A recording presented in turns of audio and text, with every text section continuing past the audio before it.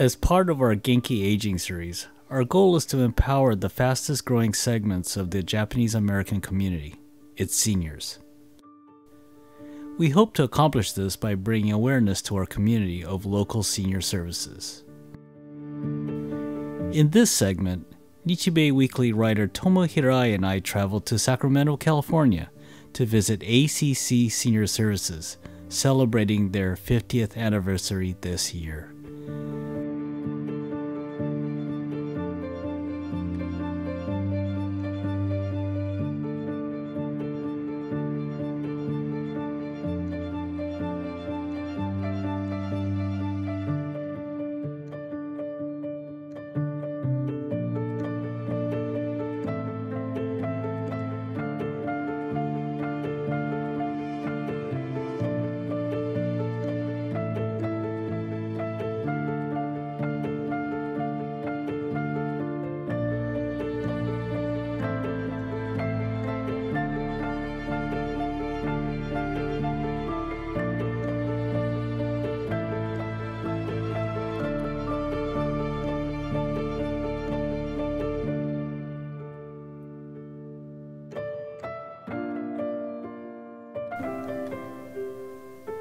Tomo Hirai sat down with Jin Shiyomoto, interim CEO and chair of the board of ACC Senior Services. Well, 50 years ago, we were incorporated, and then we built our nursing home that opened on donated land from a big developer here in Sacramento. That was huge. And then as we've expanded our programs, continued to serve the seniors, we offered adult daycare. We've expanded into assisted living memory care, and then expanded our rides program, where we serve seniors and they're able to get to doctor's appointments, medical appointments, dialysis. Jin Shiyomoto shares some of the changes she has seen during her involvement at ACC through the pandemic to today.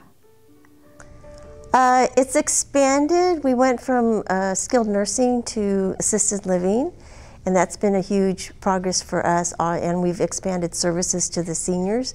We offer a lot of online programs because during the pandemic we had to pivot because we weren't doing anything in person. So we've developed this great online program to keep seniors active and not isolated, and they've really been drawn to that. Keeping up with the needs of seniors in today's world requires adapting programs and services. Tomo talks with Jerry Shikuma, administrator for ACC home and community-based programs, on the breadth of their programs. We have a variety of programs. We have a rides transportation program that offers free transportation to seniors and their caregivers.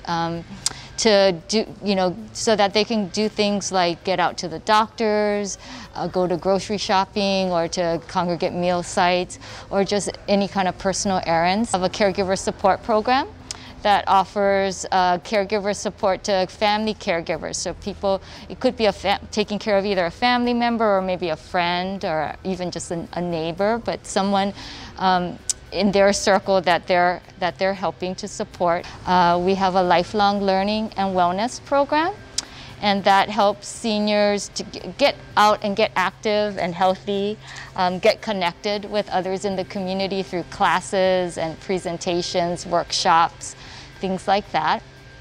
We have a senior employment program, and that's a program that helps low-income seniors with some barriers to employment to get job training so they can re-enter the workforce.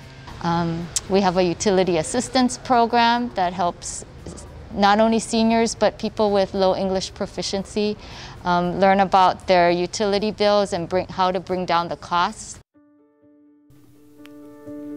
With ACC's history of standing up for the underrepresented Asian groups, ACC's Danny Lee talks about the newly formed Senior Escort Program during the wake of current increasing Asian violence against the senior population. The only program that I've gotten to sort of see to fruition is the Senior Escort Program.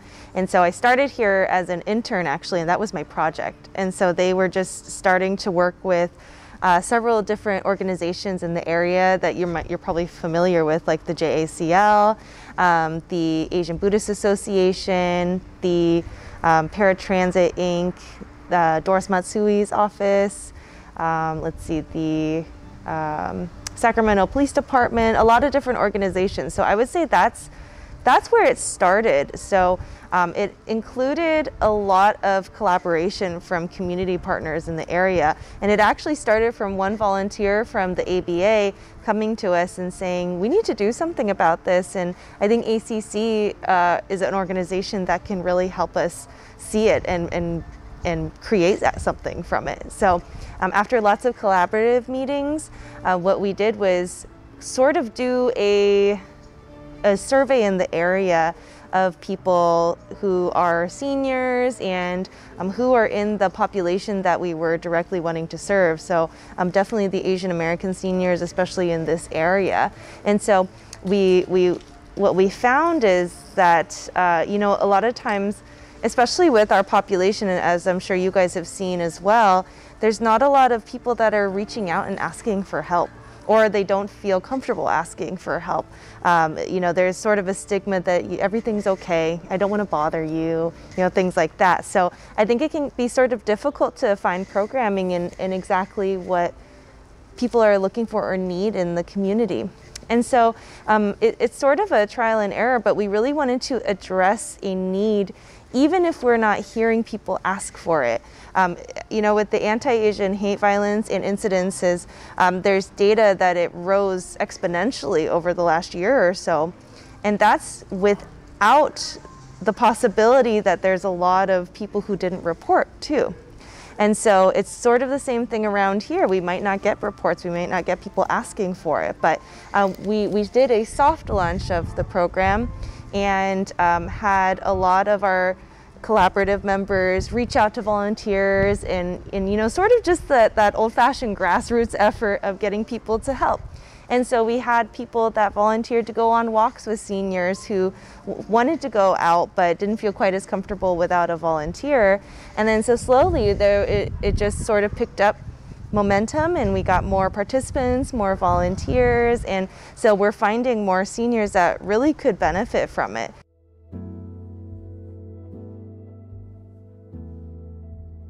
In addition to their nursing, critical care, and independent living facilities, ACC has opened up Maple Tree Village, an assisted living and memory care facility.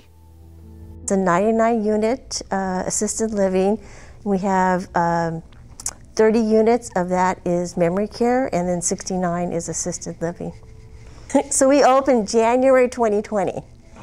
And then the pandemic hit in March, pretty much things started shutting down, and so the timing wasn't the best, but we had completed the building, we were planning, we did an appreciation event, and then we were going to plan a grand opening, and then we couldn't do that. So we had moved in probably about maybe 20 residents had moved in, and it just stayed like that because we couldn't accept any new people because of what the public health had put out.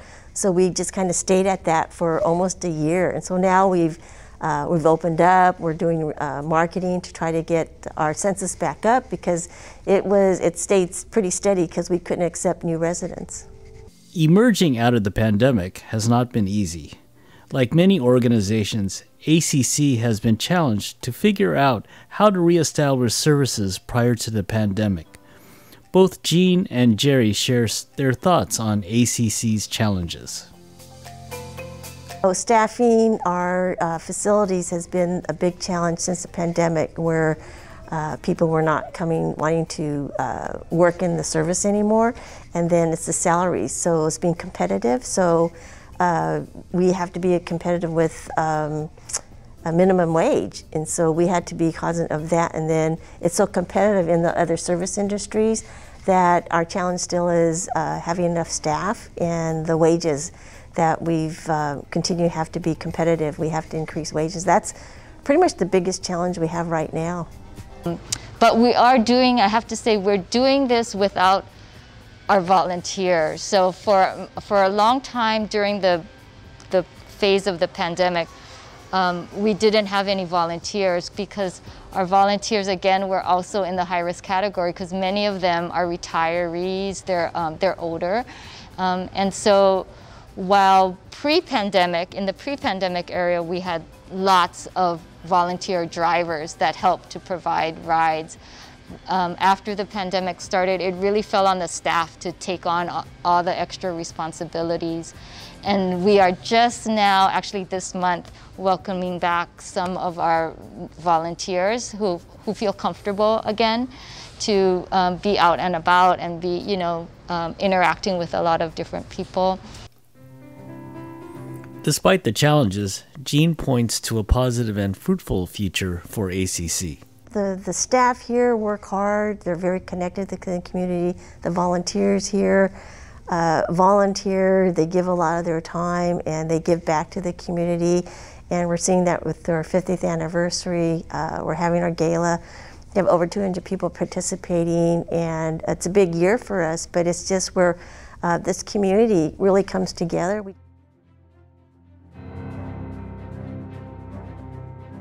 So really that's what ACC is about, it's family. Family indeed. This is Greg Viloria for Tomo Hirai for the Nichi Cafe.